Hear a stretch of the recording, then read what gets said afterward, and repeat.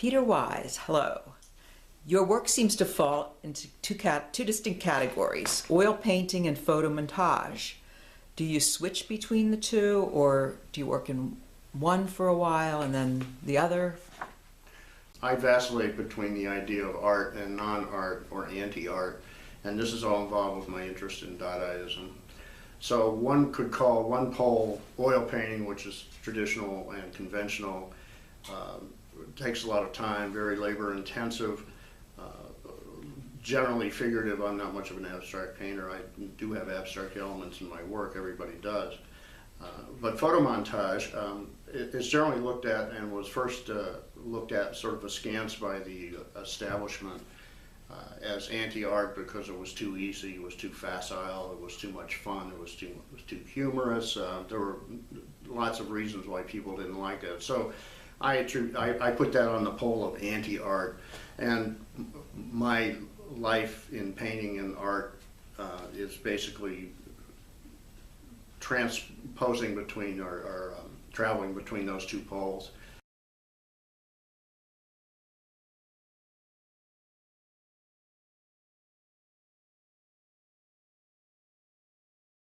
Many of your oil paintings are portraits. How do you choose the subjects that you're going to paint? Well, that's fairly easy. There's not many people I admire in Western civilization, so it's down to a few hundred, I think. One is their contribution to the human good, I think, if they're beneficial. For instance, I don't think I'd ever be doing a picture of Joseph Stalin or Adolf Hitler. Sometimes it's because they're artists that I admire, and it's almost like the cave painters in Lascaux. If you paint their image, then maybe something will transmit between you and the painter, but at least it gets you thinking about their work. It references while you're working, you're saying why you're doing that. They're generally historical figures, and like I said, sometimes painters. Mm-hmm.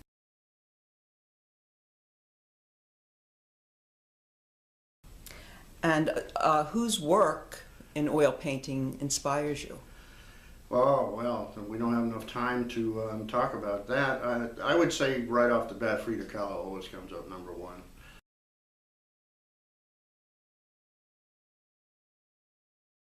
Vanessa Bell, Duncan Grant, some of the English people between the wars I liked. Otto Dix, some of the Expressionists. Obviously the conventional ones like Velázquez and Rembrandt, they're all great.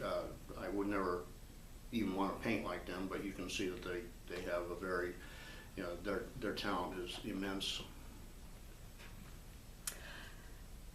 What process do you go through when you photo montage?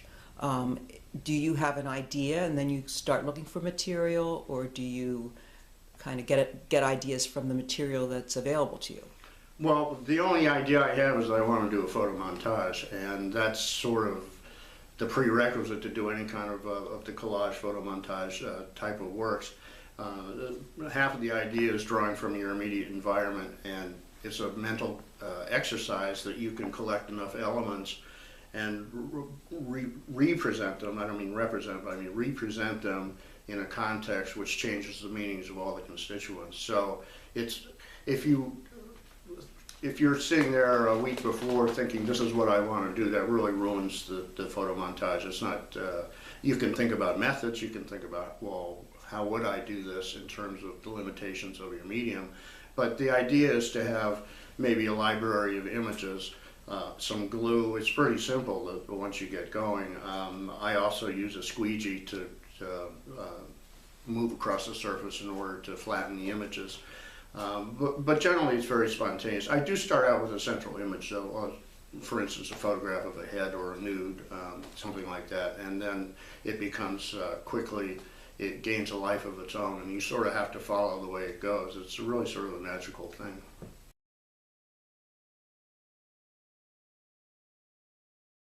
One of the useful things I find with photo montage in particular is if I do a piece which is big, not too big and will fit in a scanner, and maybe I've spoiled it somehow, or maybe I want to change it in a way that I can't change it physically, I'll run it through a scanner and then work on the image as a virtual image.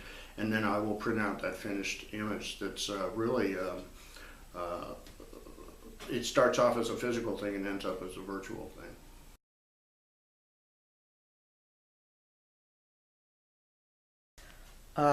You mentioned Dadaism has influenced you. What draws you to that movement? Well, you'd think it's nearly 100 years old now, Dadaism. It's one of the many isms that came after World War I in a response to the terrible carnage and the end of the Belle Epoque, and it's sort of codified in its own way criticism about Western civilization. How could we have come to a point where 50 million people are dying because of political ideologies or whatever reasons they were, and art fell into that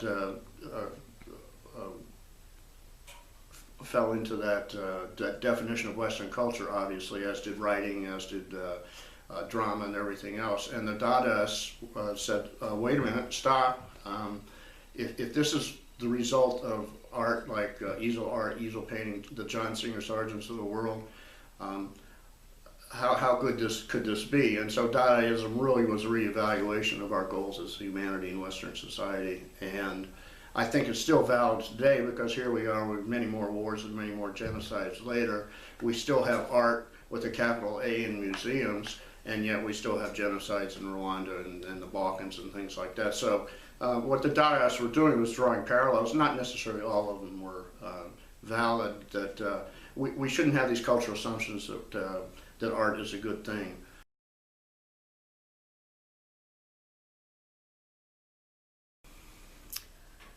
The Sixth Senses exhibit was originally your idea, and we went from there. How do you feel about how that exhibit came together? Well, I'm gratified by it, actually. It came off much better than I thought it would. It was an experiment. We didn't have any idea, the six of us, when we got together, how it was going to turn out. And I think everybody, including myself, were rather skeptical about it, because the works by six different people were definitely different from each other. And I think that intermixture was really the spark that made it a very good exhibit, because people have come in and said, well, you have a lot of different styles here, but they all seem to fit together. And I don't know, it's because by pure accident that would be fine with me, but I'm very pleased with it, and I think the other artists are too. Thank you for your time. Have we run out of questions?